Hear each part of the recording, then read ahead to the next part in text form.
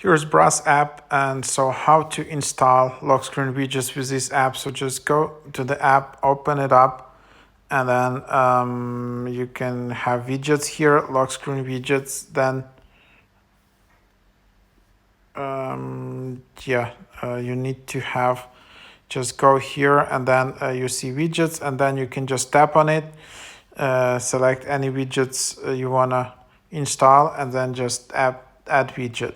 So then you just have like 2 widgets. You can remove some of those. And yeah, then what you need to do is just go to settings.